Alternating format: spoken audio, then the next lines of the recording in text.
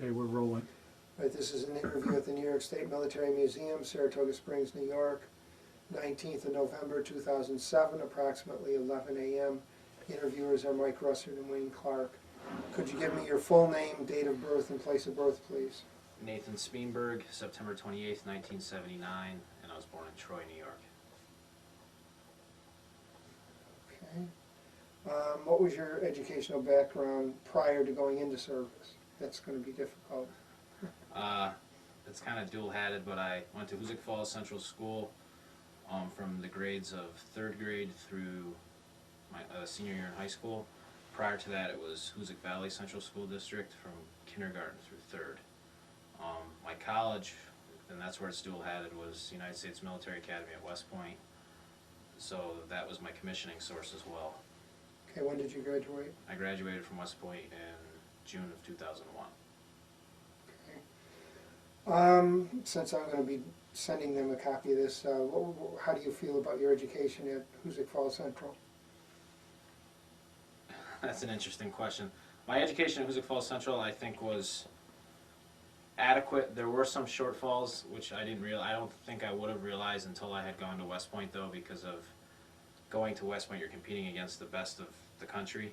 So if I had gone to maybe a regular college, I may not have realized the weaknesses. Their math and science department, I didn't have any problems. However, the English and the humanities area of the school district, I don't think was on par with the rest of the country. My writing skills were suffering I remember. when I went to college. I had to quickly learn to write properly in order to hang and do well at West Point. Why did you decide to go to West Point? That's an interesting story. I had been a history buff probably since I was maybe a 5th grader. Had already really been interested in the Civil War and always been interested in military history. No matter how hard you try to get around it, if you study military history, especially in the Civil War era, you're going to run into the West Point experience, and that is how I was introduced to it. Around my sophomore year in high school, a friend of mine, Matt Targic, who also went to West Point, was a senior, and he got in with, I want to say relative ease, but he got in and it kind of showed me that it wasn't as hard as you'd like to think it is to get into West Point. And then from that point on, I knew it was an attainable goal, and that's what I wanted to do. I hate to say that that's what I wanted to do since I was a little kid, but it feels like that's what I had wanted to do since I was a little kid. Now you had, if I remember, 2 congressional and a senatorial. I had received I had been accepted by the actual university, the academics, the admissions department at West Point in September of my senior year. I received the actual written congressional from Jerry Solomon. Since they only use one, D'Amato and Moynihan both wrote letters of recommendation to back Congressman Solomon's recommendation or nomination. So it was like having 3, but they were going to use theirs for. Yeah. What was West Point like? The first year, I'd like to say I remember, but I don't remember a lot of it. My saving grace at West Point was that and this would probably be the recommendation to anybody that's getting ready to go to West Point, is I found a club that I was interested in. My club was the rugby team, and it's kind of your network to get away from it all. So I played rugby for 4 years, so that kind of helped me deal with everything else that was going on. Well, everything else that was going on was the waking up at 5 in the morning, more hours of homework than you had in the night to complete, 18 to 22 credit hours a semester, every semester at college, and summer training and winter training. You only average about 2 weeks of vacation a year, 2 weeks in the winter and maybe 2 weeks in the summer, depending on your summer training. So the experience itself was just very fast-paced, time-consuming. I'd like to say exhausting, but now that I look back at it, it really wasn't that exhausting. It's very exciting, and the friends you meet and the networking possibilities that you create are probably the best thing that you probably get out of West Point, besides preparing you to be in the Army. Like I said, it's always dual. Mhm. You look at it in your Army standpoint, and then you look at it as a personal networking, personal development standpoint, and you can go many different ways which one you want to describe. Do you stay in contact with anyone that was there with you? I have about 5 close friends still from West Point, and I still have numerous classmates of mine that at any time I may get an email from them or I shoot them an email. Mhm. And we all pretty much keep track of everybody who's overseas and what's going on. Okay. When you graduated in 2001, what was your degree in? I graduated with a Bachelor's of Science in Civil Engineering, and I was branched into the Corps of Engineers as my primary officer function. Did you have to go through officer basic? As soon as I left West Point, we become general officer population like any other commissioning source, whether OCS or ROTC, and we all kind of meet up together in that officer basic course you're talking about. I went to the engineer officer basic course in Fort Leonard Wood, Missouri. That was from August 01 to December 01. Mhm. Upon completion of the officer basic course, it's about 4 months, and it's general construction management skills, construction design skills, and officer management skills, like how to deal with soldiers, how to deal with NCOs, and physical conditioning. You go to your first duty station. My first duty station was Fort Bragg, North Carolina, which was picked for me while I was at West Point. And everything at West Point is based on your rank. So your branch and your duty location out of West Point only are based strictly out of the OML that's generated at West Point. The rest of the country's officers are determined by a national OML.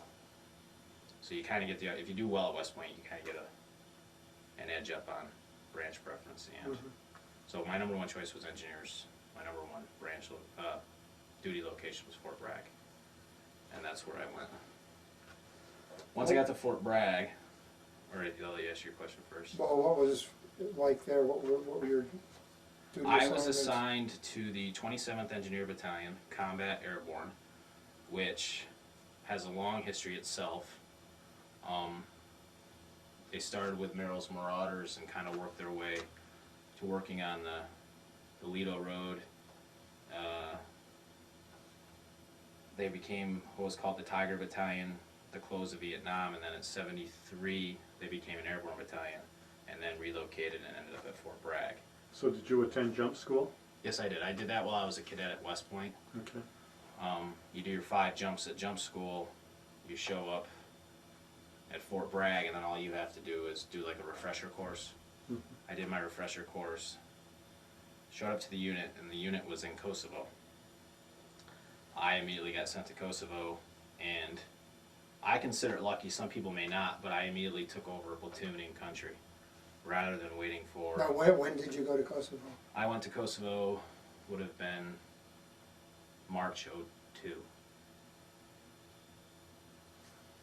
When I got to Kosovo, I took over a sapper platoon, which is a light engineer platoon, which in a divisional engineer platoon, you would be the infantry's, easy way to describe it, the infantry's way to get through obstacles in their avenue of approach towards the attack. And the engineers are the ones that create the gaps the infantry can go through. In a Corps Engineer Battalion, which I was, the Corps Engineers, if they're light, have to be able to do that if an infantry unit needs additional engineer support. And they also have to do a wide gambit. Now you become more of a jack of all trades. Light don't necessarily have to be able to do construction activities, but nowadays that could happen. When we were in Kosovo, basically had to destroy black trade routes from the Serbian border into Kosovo. So that where sappers, light sappers, get their name is their demolitions expertise, using explosives to destroy trade routes. That was probably the most exciting mission we did in Kosovo. The remainder of it was humanitarian, going out to the villages, making sure that escorting doctors out into the villages and making sure that the small children were getting glasses and getting medication they may need, or being treated for dental That happened a lot, where you'd schedule dentists, surgeons, eye doctors. We'd bring them out, we'd pull security while they went in and set up a little mini not really triage, but a one-stop shop, and they go in and look at all the little children in the village. Did you come under fire at all? In Kosovo, no, I did not. Now, what kind of weapons did you carry? In Kosovo, we carried an M4 with the M68 ocular device attached to the top, which is just it puts a red dot in the inside. It's not magnification at all, it's just a sighting device instead of using iron sights. So it's just a laser sight, in other It's words? not a laser because it doesn't project the dot onto the target. But what it does do is, as you look through it, you aim the dot on your target rather than aiming a rear sight and a front sight Okay. post on the target. Which, when you put night devices onto it, you can make that speck really, really small, and your shot group will get really, really small. It's just it's a aid device rather than like a magnification device Okay. and a projecting device. And then we also could carry any demolitions that we may need for the mission. We would carry a full combat load worth of ammo. It's just the security measure for Kosovo was not to be locked and loaded as it would have been like when we were in Afghanistan or soldiers So out you in didn't Iraq. carry, You carried your clip? ammo, but your magazine was in, but you didn't have a round Okay. in the chamber. All right. That was pretty much the security that was measures. gonna be the next question. What was it like in Kosovo? What were your living conditions like? What were the living conditions of the people? They say that Camp Bondsteel is the largest city in Kosovo. Camp Bondsteel being the base that all of the American soldiers lived. Well, in that location, I think there's 3 or 4. I'm not quite sure how many bases there are in Kosovo. Camp Bondsteel, though, had a huge. It was to the level. It has been there long enough that it was to the level that, unless you were in transient quarters, meaning you're on your way in or on your way out, everybody was in full wood sea huts, they call them, 4 walls and a roof, and bathrooms, full, like real bathroom sinks, real toilets, real stalls, showers, the whole 9 yards. 4 people in a room, probably 4 or 5 people in a room. Rooms were plenty big enough for 4 people. I thought it was very comfortable. Now, officers were separate from enlisted? Officers were separate from enlisted. However, it's not uncommon for platoon leaders and platoon sergeants to live together. So your E7s or E6s, and then second lieutenants, first lieutenants living together.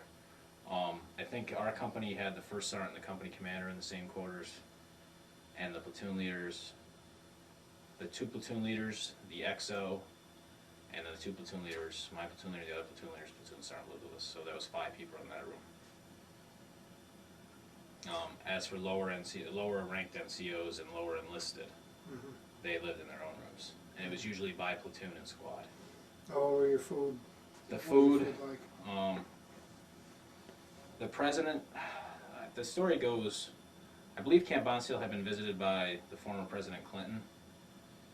I don't know if President Bush has ever visited, but when President Clinton was in office, he visited, and the chow hall supposedly is supposed to be one of the best chow halls since then, or in preparation for the president to come. But most chow now in the Army is under government contract, so it is fairly decent food. Now it's still just like it's better than a normal typical federal university cafeteria food is. I'll put it that way, because I have eaten at both now. How long were you in Kosovo? Kosovo for me was the last half of their deployment, so the last 3 months, because deployments then were 6-month deployments. Well, what were the living conditions like for the people there? When you left the front gate, it was very obvious that it was a war-torn country, and it had been a war-torn country for many, many years. And everybody knows the history of that area of Europe has been war-torn for more years than any of us could ever imagine. Still, shrapnel ripple marks on all the buildings. It's not uncommon to see the top half of the building toppled over, bottom half of the building people still living in. Not uncommon to see bullet holes, not uncommon to see artillery round holes, or larger machine gun hole. It's not uncommon to see any of the destruction that you would normally see in a war, because they just don't have they didn't, well, at least when I was there, they still hadn't had the resources to clean up the mess. Public sanitation isn't like we're used to, so not uncommon to see trash littering inside their homes and along the streets.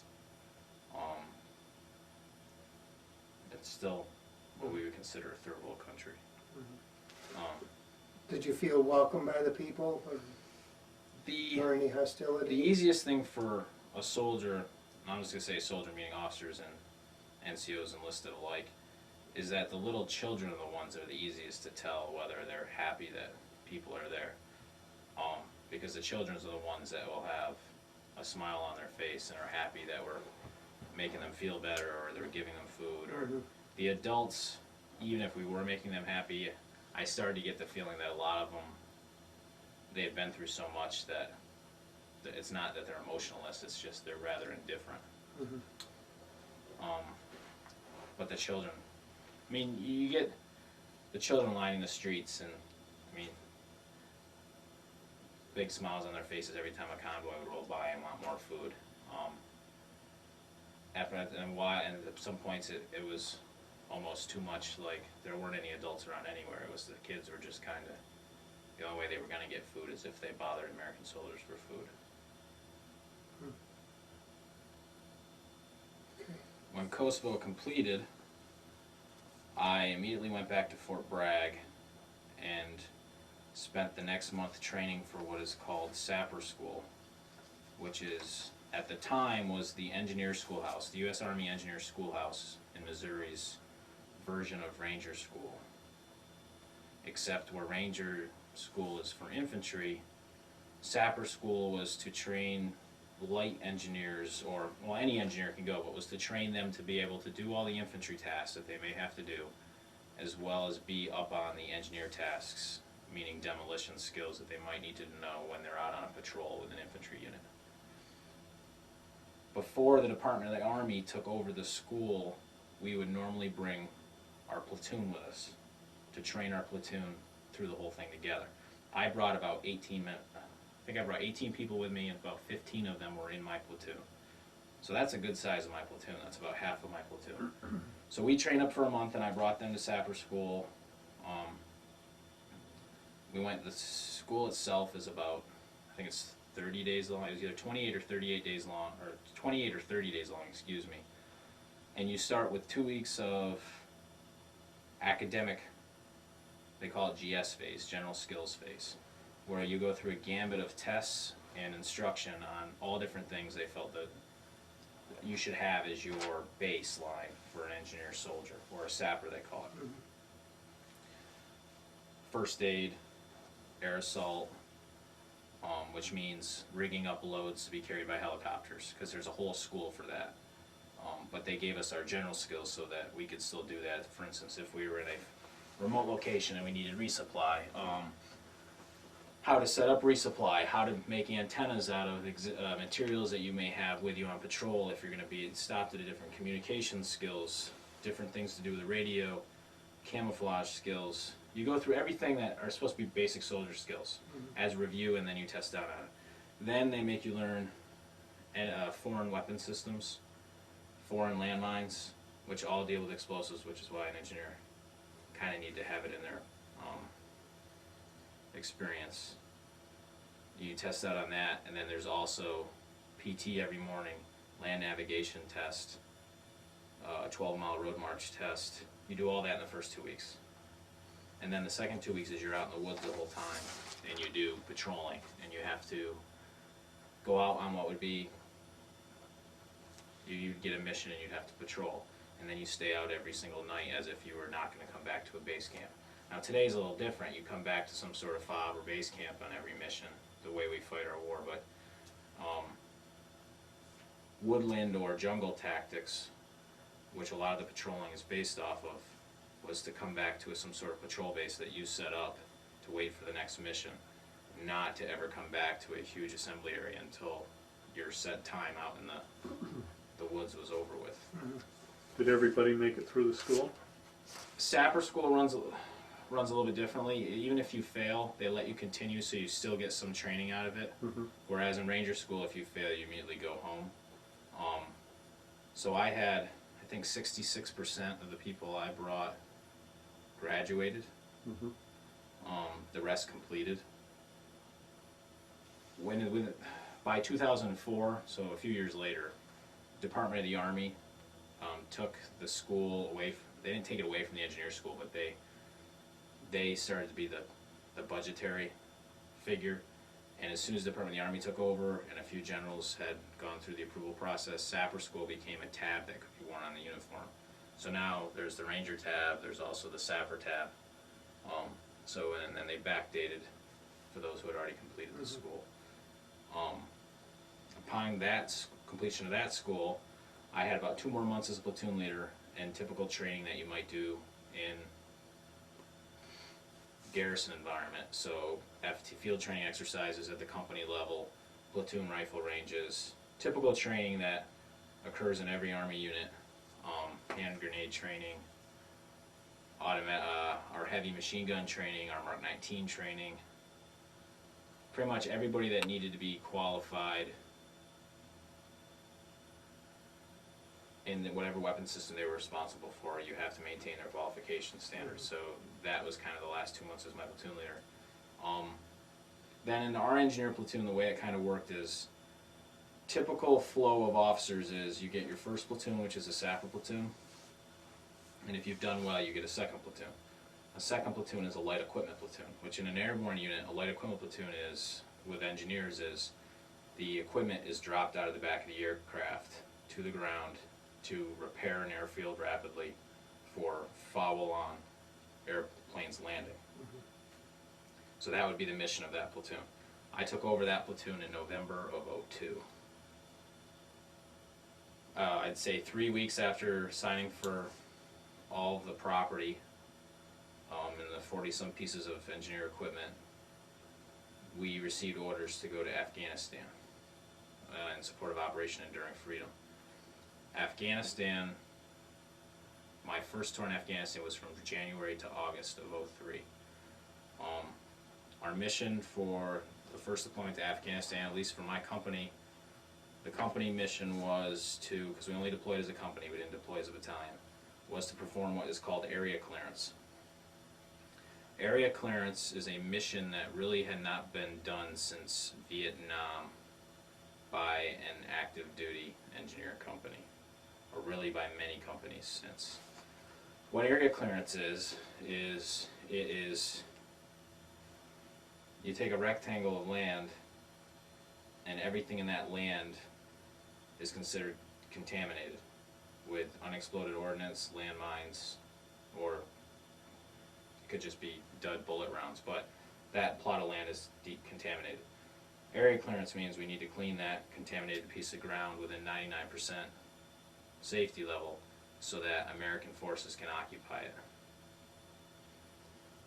What that ended up meaning, most of the contaminated ground and area, since the mission was called area clearance, was Russian minefields that had been left there in Afghanistan since the Russians occupied. And since the Russians had left, the Mujahideen had filtered and moved the positions of the landmines, and then the Taliban had filtered into and moved the positions of the landmines, so which has made Afghanistan, I believe it is still the highest mined country in the world. It's in the billions, maybe. I don't like to get figures because I don't ever remember them, but I know it is. It's either the top 3 or it is has the most amount of landmines in any country. So that means that now the area of country Afghanistan was pretty much contaminated. Our company was focused on Bagram Airfield and Kandahar Airfield, both of which, since they were an airfield and the Russians had owned, means that they were highly protected, which means there was a minefield wrapped right around the airfield and offshoots off of and branches off of the minefield all the way around the perimeter, because that's how you keep the enemy from getting onto your airfield when you don't want them to. So being that that wasn't remotely in our duty description, we had to train up. First 2 weeks in country, we had to train on equipment we never used before. Now, I was a light equipment platoon, so I did have guys that were trained to operate a regular bulldozer. One of the pieces of equipment was a D7, Caterpillar D7 dozer. That's a typical Army piece of equipment in a heavy unit. We weren't a heavy unit, we were a light unit. What they did is they up-armored the D7 dozer, so steel plates now got put all the way around it. And that was one of the pieces of equipment used to clear these areas of land.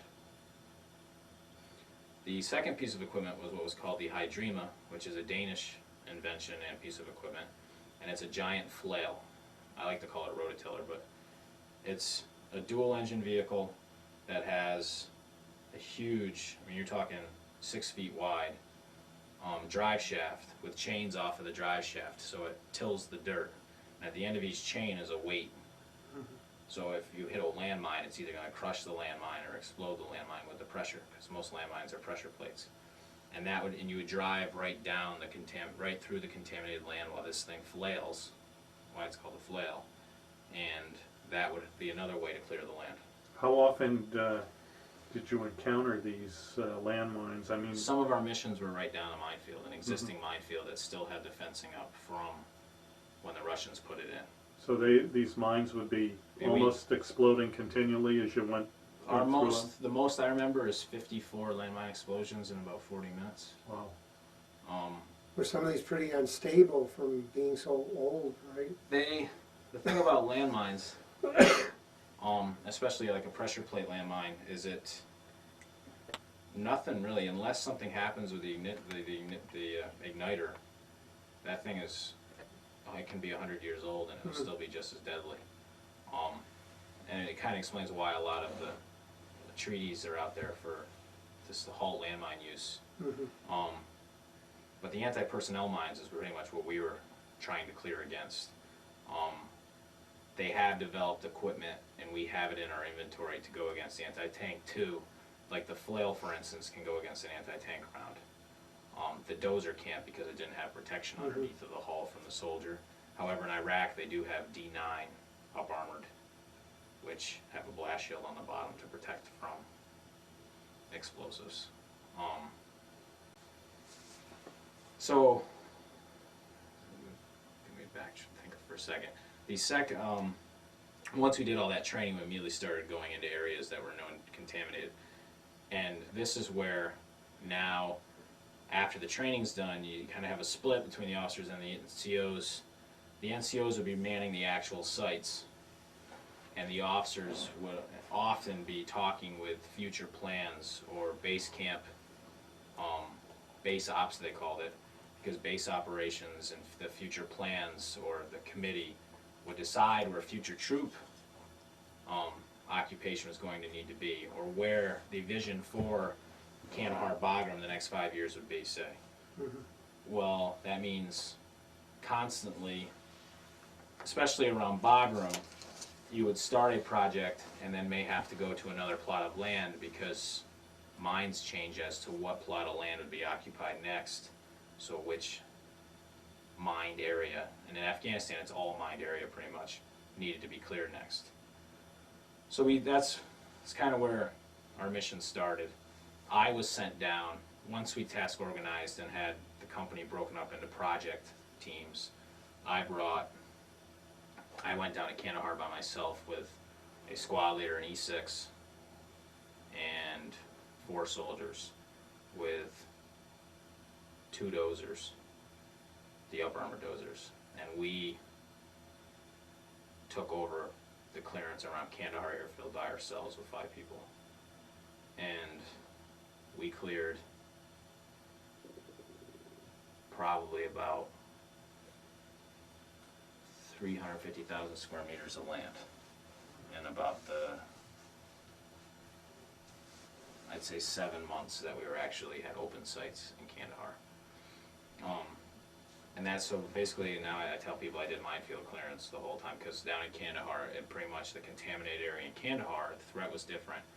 The contaminated area in Kandahar was the minefields. The rest of the land wasn't you only had an issue as if fencing disappeared. all of a sudden, and it means someone removed the fencing and left the minefield, and then you had more of an issue. Bagram, on the other hand, there was known fact that people were taking landmines out and putting them wherever they wanted, so everything was contaminated. KNR was a little different. If I looked out from the airfield and saw fencing, I knew that that was the minefield and I had to clear it.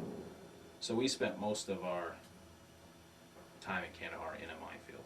Did your unit suffer any casualties at all? One soldier, a sergeant, stepped on a landmine, lost his foot, and I believe it was due to gangrene. He eventually lost up to above his knee. Because the problem with the landmine is it blows stuff into the, instead of just blowing the limb off, like say an artillery round would just take the limb off, a landmine will blow dirt and rock up into the wound, and immediately, I mean, you have to try to beat the gangrene, and that's where a lot of them will lose. They'll lose a chunk of their foot, but they'll end up losing above the knee because of what landmines do. So it was just one soldier, not my platoon, one of the sapper platoons, because I had already changed to a light equipment platoon. But my soldiers ran all the equipment to do all of the clearance. The sappers would do the security and run the mine detectors if needed. Upon then August of '03, came back from Afghanistan and knew that I had about a few more months before I would become an executive officer for one of the sapper companies in the unit. Before that, though, they sent me to jump master school so that I could perform all the checks on jumpers before they jump, and check the door and be in charge, be on the jump master team that's in charge of the airborne operation. Upon completion of jump master school, I immediately went to what's called hazmat. We call it AMO, Air Movement Officer Course. But the Air Movement Officer Course is basically how to certify equipment to be transported on an airplane. So we're an airborne community, so pretty much everything we do involves an aircraft. So there's schools. So I had to learn how to sign off on hazardous materials to be flown on aircraft, and how to figure out how many of my vehicles could fit on a certain number of aircrafts to figure out how quickly we could deploy. Once that was done, I had the skill set, because XOs are kind of responsible for all the functionings of the company commander is supposed to be doing the leadership, the XO is supposed to be doing all of the second and chain of command stuff. Well, that's why all that movement and airplane loading course stuff came in, is because that's pretty much the XO's job, is to deploy the company. So I immediately became the XO of what was called Bravo Company 27th. Bravo Company 27th is the only rough terrain company in the Army. Bravo 27th, what that rough terrain means is now, on top of being a typical engineer where you could jump in and clear an airfield or rebuild an airfield, now they can jump into a area that a normal airborne unit can't jump into. So now rough terrain, so that means you can jump into a forest where there isn't a drop zone, cut all the trees down, have a helicopter bring in a dozer, make an LZ, make a drop zone so that units can jump in. And rough terrain is supposed to include trees, rocky, mountainous environment, swamps. We would train, however, though, in the trees at Fort Bragg, North Carolina. You typically jump out of a Chinook. You'd have full kind of like a body armor suit on with a lacrosse helmet with a high collar and crotch protection, and you would jump into the trees. And that was the mission of that company. That company, it's kind of funny, but that company, not more than a month after I became the XO, had orders to deploy to Honduras. Honduras was strictly a humanitarian mission. The rest of the battalion was supposed to get orders to fly, to go back to Afghanistan to work for other than coalition forces. We were trying to get our battalion staff and commander were trying to get us out of the Southcom mission and not do the humanitarian mission so we could go with the rest of the battalion back to Afghanistan. It didn't fly because regardless of whether there's a war going on, there's still other missions that need to keep going on, that still need to happen. So our company still was sent to Honduras, and the mission there was Operation New Horizons, which happens, I believe, every year in a different country in South America, and that is where National Guard units do it's a 2.5 or 3 month mission, and every 2 weeks the National Guard units do their AT. Well, they're all construction units, and they're building schoolhouses and clinics in these South American countries. There isn't a continuity element. Usually there's some sort of battalion staff, but there really isn't any other continuity or anybody that stays there for the whole duration of the project. Our active duty company was sent there to be that continuity and to stay there for the whole project. And we were given, because we didn't leave every 2 weeks, we were given about 60% of the work for the mission. So we built one clinic and 2 schoolhouses ourselves with only 2 platoons. The 3rd platoon, the sapper platoon did work around Saba, Honduras, and then the light equipment platoon was placed to the north near Tegucigalpa to work on a retaining wall to prevent mudslides from taking over to ruining a church. So it's kind of a different role. We had been in Afghanistan doing minefield clearance, so now we're in Honduras doing schoolhouse construction. Now, they're still light sapper, airborne combat engineers, so concrete buildings was not remotely in their skill set, so we had to learn how to do that and build these buildings all within 3 months, and then we redeployed back to the United States. What was it like working with the National Guard units there? So every 2 weeks you basically had a new... Well, the way they did it this time was it was the Puerto Rican National Guard. It was an engineer battalion. Every 2 weeks a different company, I think, or a different detachment underneath that battalion staff would show up. And then there was some Air Force Air Guard that was working through it too. So they weren't all necessarily under that battalion, but that battalion staff was supposed to have responsibility. It's not necessarily a problem, but that battalion staff was also getting people changing out every 2 weeks as well, depending on their job, whether they were like full-time or not. So it was very different. Most of us are used to getting up every morning and doing the same job every single day. A lot of the National Guard, and that's the way it's designed, were kind of, the good thing was they were all mostly in the construction trade to begin with, so that when they went on AT, they had even more skills to offer. The battalion, even though no matter how good of a construction guy you are, though, if you're not working on a battalion staff every day, it's tough to hop right into it and make it work. So that was the interesting part, probably. It's just you kind of have to watch them learn to get to work together and to work efficiently when we're expected to do it every single day because we're around each other every single day. Was it a problem where they were just getting broken into the job and then they'd leave and then you'd be starting with another fresh crew? From a project management point of view, that kind of was a nightmare. And if there hadn't have been any other factors involved, that probably would have been a nightmare. But with weather and mud and rain in Honduras and supplies and when things were going to show up and whether we were going to get gravel because you had to buy gravel off the local economy, all the other things kind of just made that look like not a big problem at all. But if you say you were in the United States and you were on a normal construction project and no one was getting along at the project management level, it could be a disaster. But you also usually have, because of money and resources readily available, you also don't have to worry about all the other things. But the cool thing about being in the Army, though, is no matter how bad things get, we have to get the mission accomplished regardless. And since everybody feels that way and they've signed in on the idea, it works no matter what. It's just, it was interesting to see, since I'm full-time, to see them kind of work through all the things I had to work through when I was a brand new lieutenant, because they only do it every 2 weeks out of every year when I do it every single day. But where did you, again, where were you living? What kind of foods did you eat? Did you eat out of the local? Now this was a different scenario. We set up a base camp, and they were in the GP mediums. I say old GP mediums. I don't know if they're that old, but GP mediums in a kind of wired-in perimeter right at the base of the hill. And it was about as jungle as I ever really want to see. I don't really like really hot and humid weather, but it was, I'd say 80 to 100 every day with 100% humidity, 100% like jungle humidity, and muddy, rainy.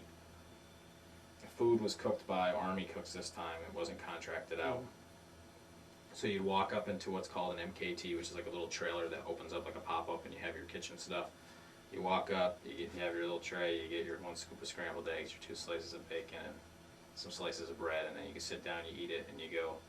Maybe you have a box of milk, like a juice box, and you go off and do your work for the day. Lunch is usually an MRE, and then dinner would be something, whatever they cooked.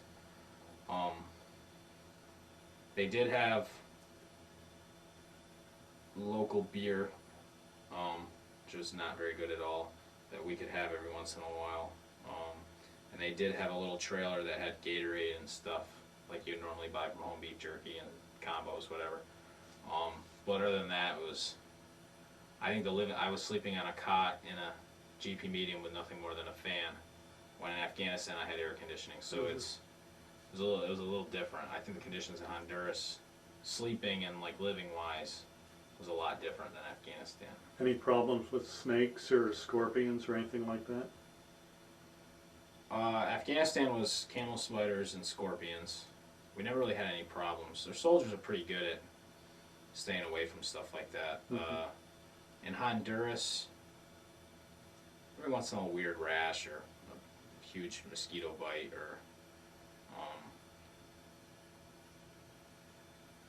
sweat-related stuff, like heat-related injuries, prickly heat and heat exhaustion and stuff like that, but nothing serious. And it was kind of good, I think, for the soldiers to see it because we had to, there's a stream, so the Army, one of the National Guard Army water filtration units was given that as an assignment for their drill, and they were actually cleansing the water for us, or purifying the water for us, filtrating.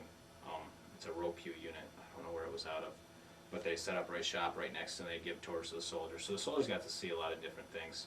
We were given a 4-day R&R to, on the coast of Honduras, there's like a Department of Defense vacation area or whatever it's called, and a lot of soldiers went there. The platoon leaders and the company commander, we flew to a little island called Roatan and went scuba diving off the coast of Roatan, which was nice. So we got to see some things besides, but the rest of the time we were kind of right in that wire, locked up. The only time you left the wire is if you were going to the project site or if you were going running in the morning. Now, when were you in Honduras? That was, I gotta think about it. I think it was beginning of March to the end of May of 2004. When I got back from Honduras, the Honduras deployment wasn't considered a red line deployment, the Army calls, like a deployment, like a combat deployment, so it didn't count as you're off the blinker to get deployed again. So as soon as I got back from Honduras, I immediately deployed that company to Iraq. That company went to Iraq, a new XO took over, and I became a battalion staff officer, the next step. So as they were getting on the plane to go to Iraq, I literally within a month was getting on a plane to fly back to Afghanistan. So in the end of August 2004, I flew back to Afghanistan. And this time I was a battalion staff officer, which would be called the assistant S3. Now, pretty much any captain in the S3 shop that is in the S3 shop is called the assistant S3, and in combat it's pretty much a battle captain. My actual job, though, on the other hand, was to be our engineer battalion had built an airfield on the Pakistani border. It was to be used by other than coalition forces. That's pretty much all I can say as to who our boss was. And once it was built, you can't just leave an airfield there unsecure, so our engineer battalion became engineer battalion minus, because one company was in Iraq, like I said. Our engineer battalion minus became an infantry battalion. They didn't have any type of fire support office assets. I became the fire support officer, which meant I went out on every mission and controlled the air support that we were given for each patrol. So when I got on ground, I was taught how to control A-10s, helicopters, and bombers. That kind of became my primary duty responsibility. It also was to schedule aircraft into the airfield, aircraft that came in to refuel, aircraft to take off, resupply, equipment moves. So it's kind of like anything that involved air, whether it be base camp internal or out on missions, was kind of my job. So I would, if a platoon leader wanted to go out on a patrol and he needed A-10 support, I'd coordinate for it. And then when I would go out with them and I would talk to the pilots so the platoon leader could do his job rather than being stuck on the radio the whole time with pilots. Now, it was a year since you were there. How was it different? Was it the same? The first time I was there, I was used to being on a base camp where weekly we were doing rocket drills where we'd run to the bunkers because rockets would be shot at us, and Kandahar and Bagram, both rockets had been shot at the base camp and hit close to the base camp or in the base camp. Not uncommon. Afghanistan, the second time I was on the Pakistani border, so now I'm like in the wild, like it's like I like to call it wild, wild west. You know, like we were out in no man's land. We were protecting ourselves, and if anything happened, except for air support, we were the only ones out there.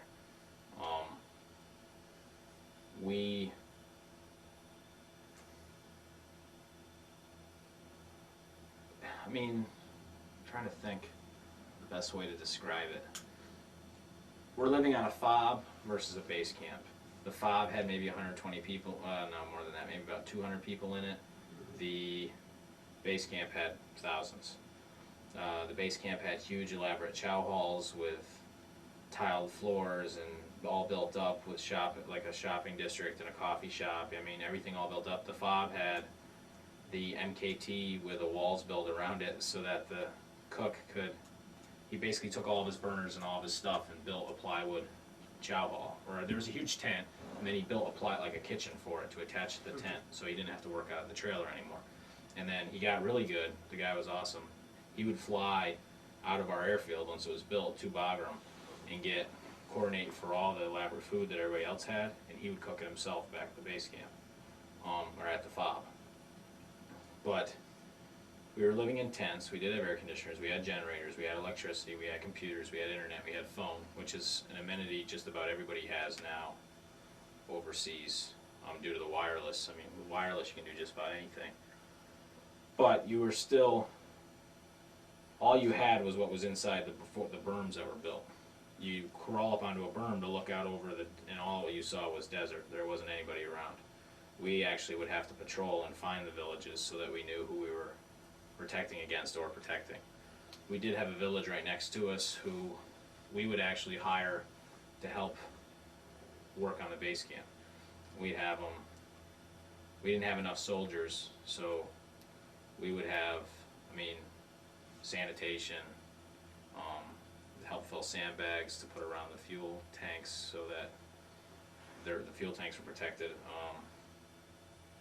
We'd have them deliver, take away our gray water. They'd deliver more new water for showers because you didn't need the drinking water separate. So we started to get them to work with us. We had to use interpreters, so our interpreter would usually stay out with them, the villagers, at night at times. An interpreter was a local? The interpreter, it was kind of different the second time I was there. The first time I was in Afghanistan, since I was on a huge base camp, our interpreter would go, you would pick up an interpreter for every time you left the wire, and the interpreter had the interpreter area in their own tents right on the base camp, and you'd knock on a door and be like, hey, I need an interpreter, or whatever. We had an interpreter that was with us all the time, and what I think it was is that he was from that area, but had been educated, and so he chose to live most of the time out with the locals at night rather than with us. But like I said, our mission there that time was to build an airfield for other than coalition forces. Once the airfield was built, we had to keep the airfield secure, and part of doing that is going out on missions every day, patrolling, which is similar in a way to what Iraq is now. You have your FOB and you have to constantly go out and patrol It's just we were patrolling through kilometers and kilometers of desert, mountainous terrain where Iraq, they're patrolling through urban environment. And our battalion commander would actually hop from the FOB to Iraq to see all the different units he had, Now, who were you constructing this for? You said other than other coalition than forces. coalition, but what does that mean? It's other than conventional army forces, other than coalition forces. That's about as much as they can say. Okay. Like CIA No, force or mercenary forces? it's just other than coalition Other forces. than, okay, we'll leave it at that. It's nothing bad. It's No, just- yeah, no. While you were in Afghanistan both times, or in Kosovo, so on, you talked about cell phones. Were you able to contact home with cell phones from there? Were you able to use them? The first time, personal cell phones were out the window. None of that was Okay. allowed. Sprint was great to have a trailer right there in our base camp with the Sprint network set up and payphones, or calling. You could only use calling cards. Mhm. And then there's also morale phones. Now I tended to use a calling card because I didn't have to wait in line as long, so I paid a little bit more money by buying calling cards and using those. What you can do though, and this is probably the best thing, especially for people that don't have a lot of money, which are the younger soldiers, is they have what's called morale calls, and basically what you do is there's, depending on the place you're at, but usually a building with plenty of phones.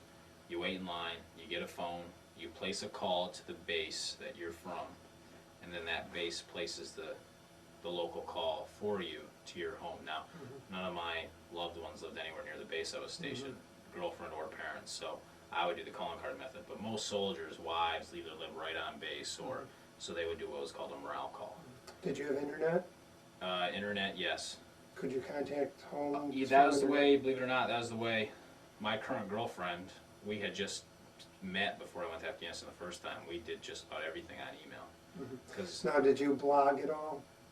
oh, Or like, is it- you mean chatting and Yeah, stuff? yeah. I don't, there's a lot of it that's not allowed because it's easy to, the idea is it's not that we couldn't talk to people, but like any type of information as to when people were flying locations or moving, or it's called operational security. So, and the way security measures have been since 9/11, add that on top of what the military normally is about people knowing things. A lot of those quick chat, Hotmail accounts, you had to be, there were certain things they didn't allow, like Yahoo wasn't allowed because of some kind of chat room they had. Hotmail eventually I don't think was allowed, and I think it was because of the ease it is to get into the accounts. But everybody has an official Army email account, and that's pretty much what everybody uses to email.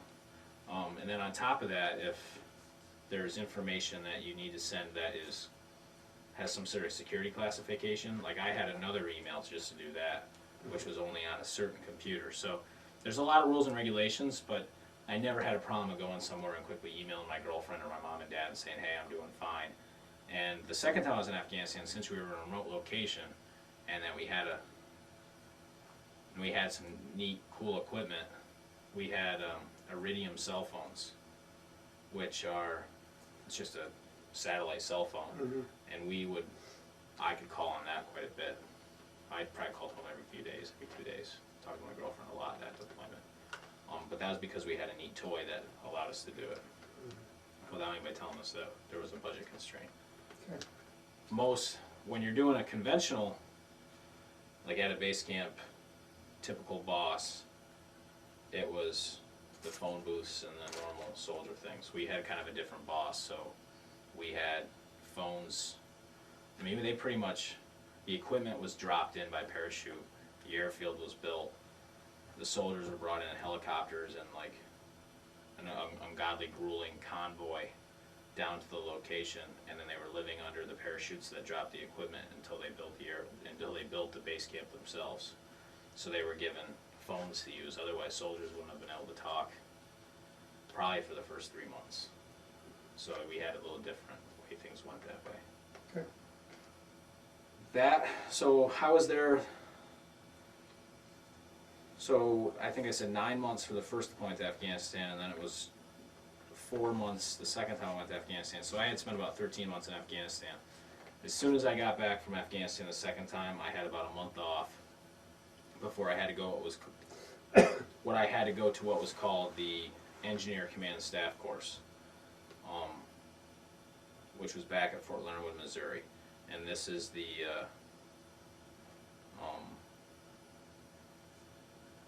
it used to be called the Captain's Career Course. I had made captain when I was in Afghanistan the second time, so what basically it is where you learn to be a company command, you learn about the legalities of command, you learn about what judicial are, what under the Uniform Code of Military Justice you can do to prosecute soldiers who do the wrong thing.